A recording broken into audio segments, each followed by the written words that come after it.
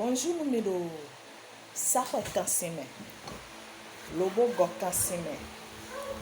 Bi. Bonjour numéro Benesia Ikumba Ambiti.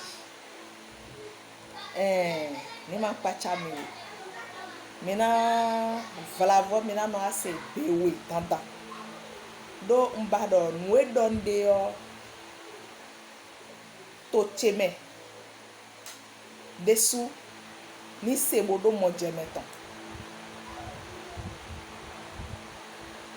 Bodo changer. To chemen le desu ni sebodo mojemeton. Bodo changer. L'idée ye de desu no se bede ole ton. Bono yiwa si ça me bono changer donc.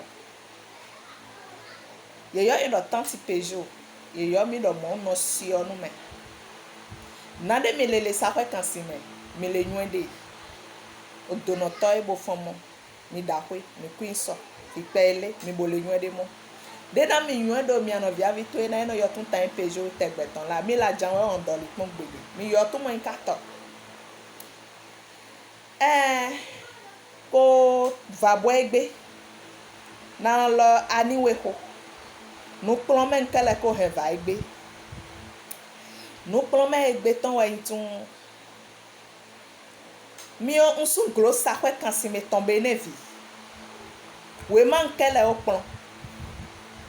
We man na mi o plon si we na o de la. O na no do khle o we don tonu meni we.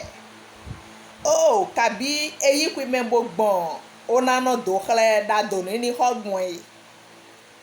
Mi go aya do na yon si ele egbe me.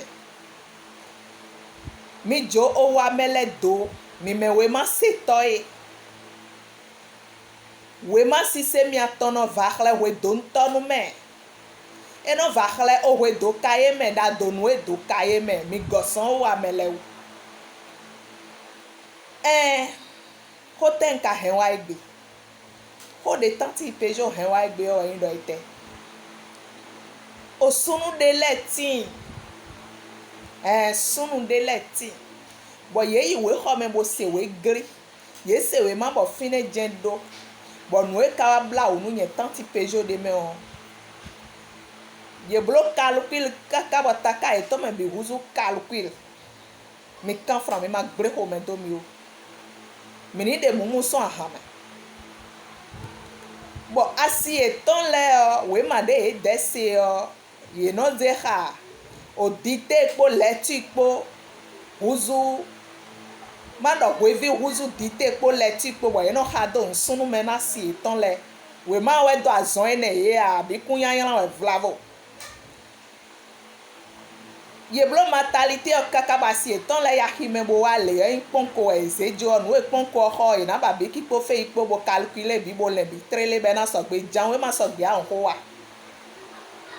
O wa gble da horopo e. Mi me nyon le o.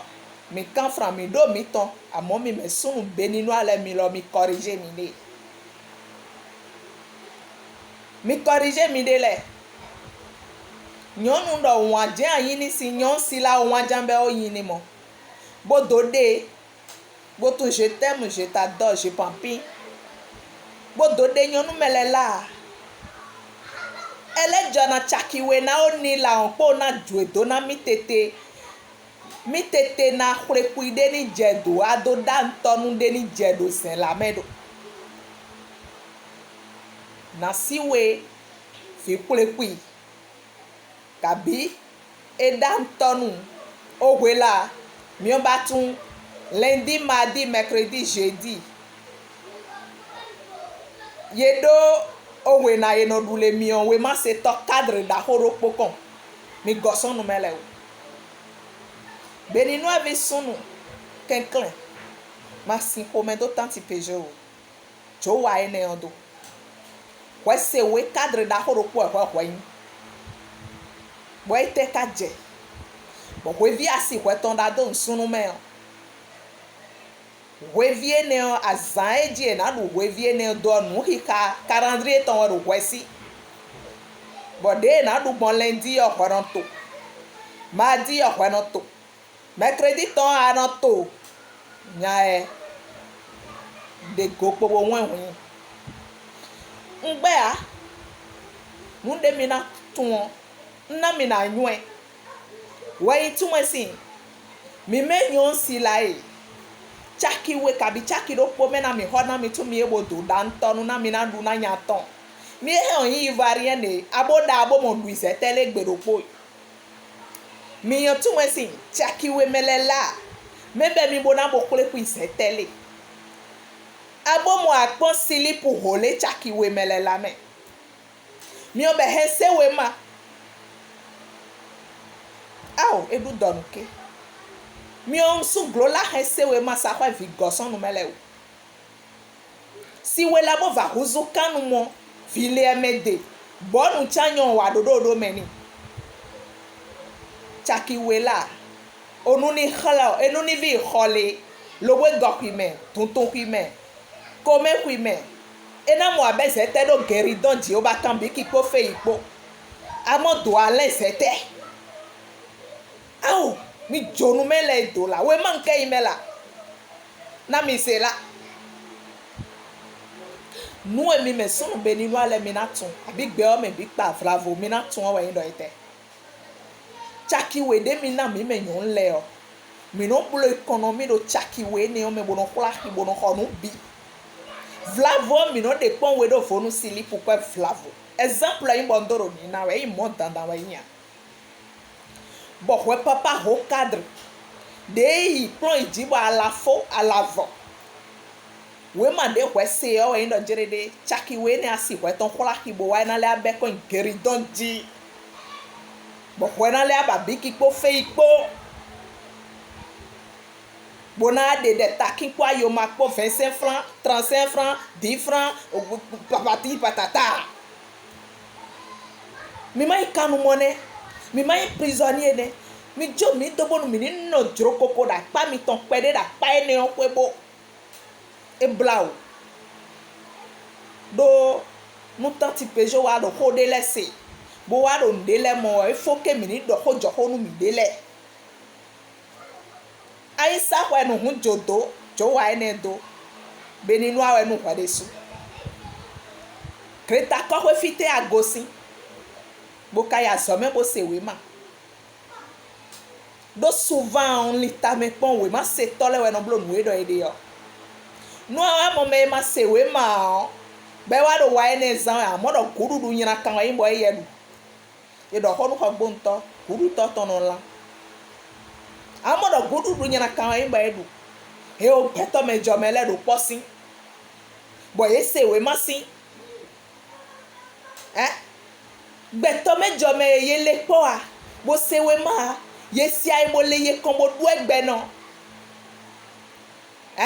ye so pon ko na ye si ayon mo no ka ho de se dan ton na mi adu wa yin ye ton beto me jomele de hu ye dedo wa mon koton le ansi kan ko eton a ye dedo wa mon koton le de a ye ze pon ko no asi eton le you know due do ni dan sonu de mérité ho sa esi mo bénéfice kun ene de me so kan ye de a cho ho cadre da ho e me ene lesin bona gbon fine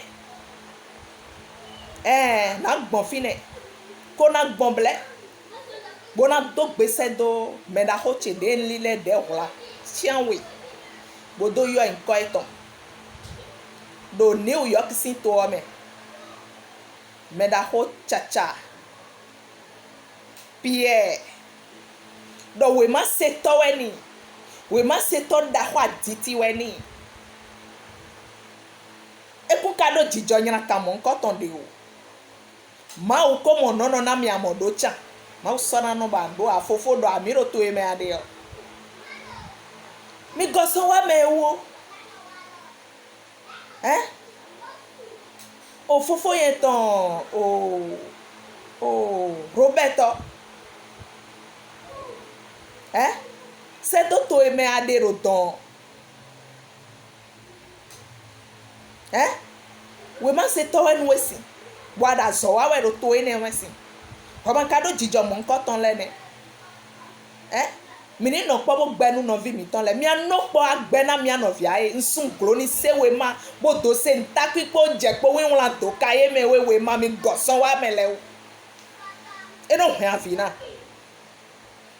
kon pon pa me na mi ko le krita onu mo le dona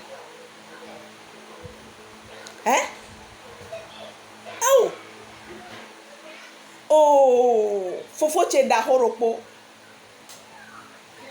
directeur de école do Lobogo don ça ouais quand c'est mettre les ne mais d'abord si c'est des lile de la chan we do yo nkoton Emile we ma de jemi de ka se bon file kaka bo ayi o examen de timo mi no yo kapo abi inde kaka bo ayi directeur din kaka bo ko mo nkoton korota mi ton si nyama ka se tan mi ton do tu as acheté puis ma combien quand c'est gbede hen il faut te si c'est Emile wele jo mi o meni o sewe ma donc gbede ona ha ko kanadika mi o meni o sewe ma bo kado jijo mele ai ka kiti mele ai ka gugu mele la doli le sahwe kasime doli le bene we to me